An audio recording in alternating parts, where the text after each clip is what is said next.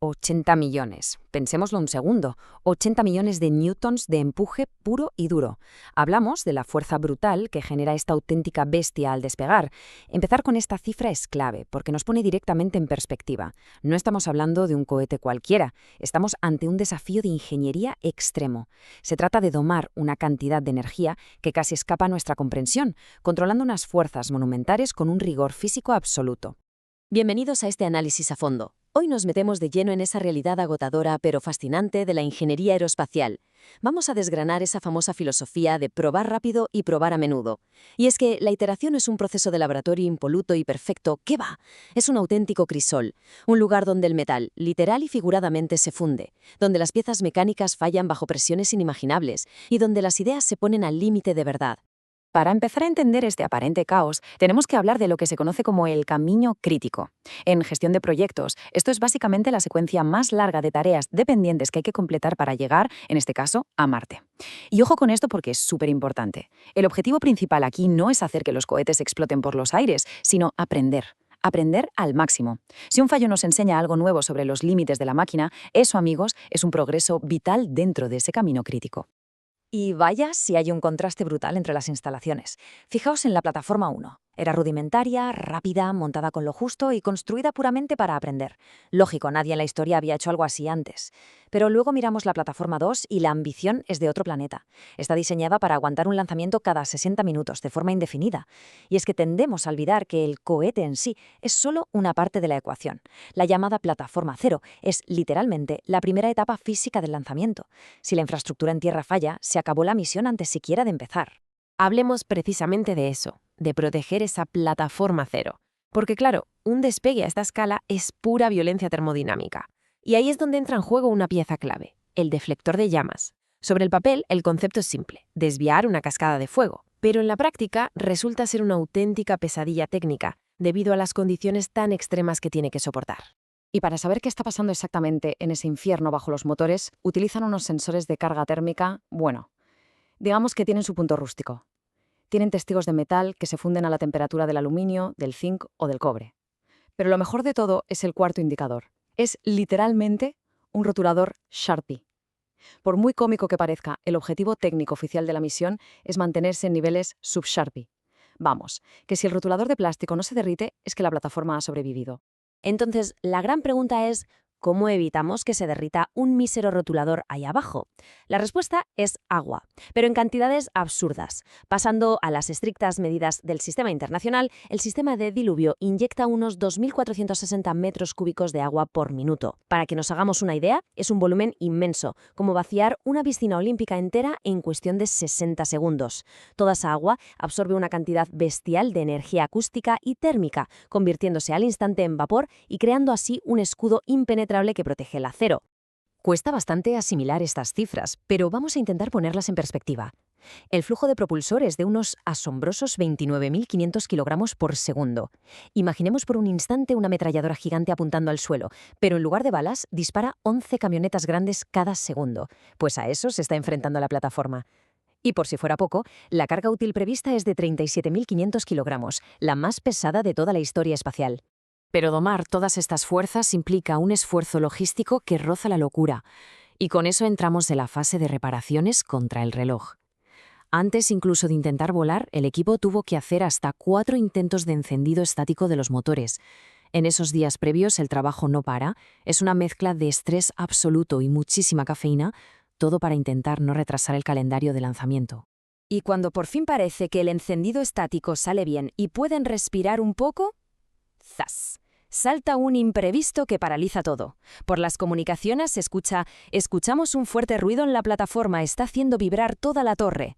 Resulta que moviendo los gigantescos brazos mecánicos que sujetan al vehículo, un eslabón del sistema de rodillos se partió por la mitad, creando una crisis estructural de las grandes. Y aquí es donde volvemos a darnos cuenta de la escala de todo esto. No se rompió una correíta cualquiera, no. Estamos hablando del equivalente a la cadena de bicicleta más masiva del planeta.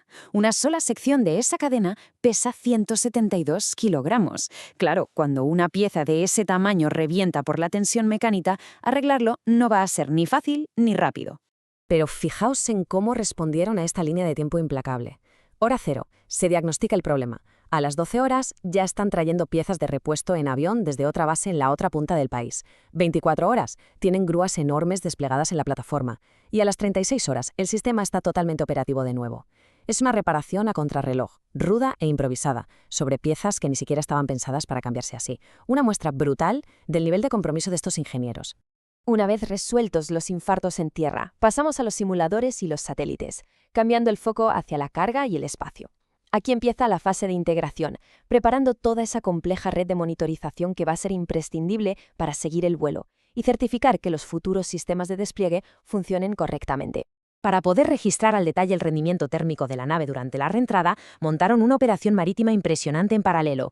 Hablamos de un viaje de 22 días para colocar estratégicamente boyas y drones autónomos en pleno Océano Índico, a exactamente 926 kilómetros mar adentro. Todo esto con un único objetivo: conseguir modelos en 3 dimensiones de altísima resolución de la nave mientras cae envuelta en una bola de plasma. Y para que todo este esfuerzo tenga sentido, veamos qué llevaban ahí arriba. Un total de 22 objetos. Para llegar a esos masivos 37.500 kilogramos de los que hablábamos antes, la bodega llevaba 2 satélites de imágenes reales y muy delicados, acompañados de 20 simuladores de satélite. Estos simuladores no son más que bloques macizos de acero que imitan la forma y el peso para probar cómo sufre el sistema de despliegue bajo tensiones mecánicas reales en microgravedad. Y por fin nos acercamos al vuelo final. El día del lanzamiento llega y la tensión en la base de control se puede cortar con un cuchillo.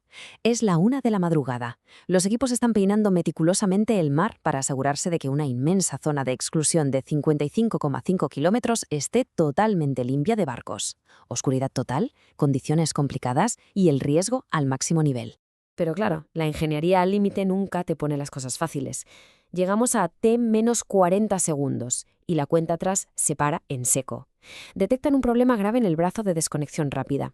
Este brazo está empujando la nave con una presión hidráulica salvaje de unos 10 megapascales.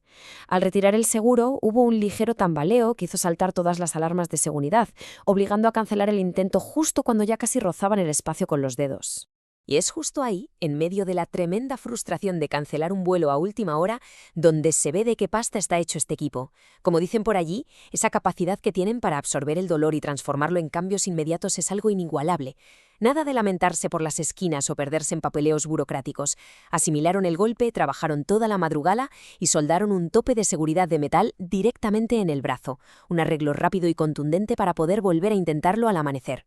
Empieza a amanecer, los problemas se han mitigado y la cuenta atrás se retoma. 10, 9, 8, cientos de miles de litros de agua inundan la plataforma cero.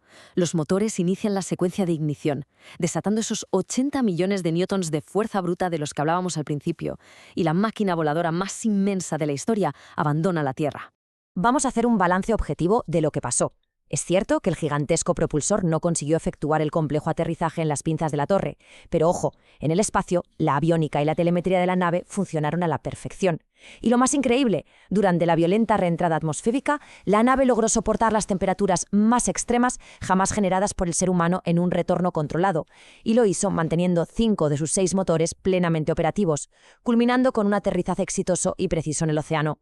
Y así cerramos el análisis de hoy. Después de ver los daños controlados, las reparaciones a un ritmo frenético y la inmensa montaña de datos científicos que han recolectado con éxito, es imposible no hacerse una reflexión final. Si un único vuelo de prueba, aplicando esta filosofía tan cruda pero efectiva, es capaz de empujar tan al extremo los límites de la física y la ingeniería, ¿qué barbaridad nos tienen preparada para la próxima iteración? Porque, como ha quedado claro hoy, el verdadero aprendizaje solo arranca en el preciso instante en el que finalmente decides encender los motores y volar.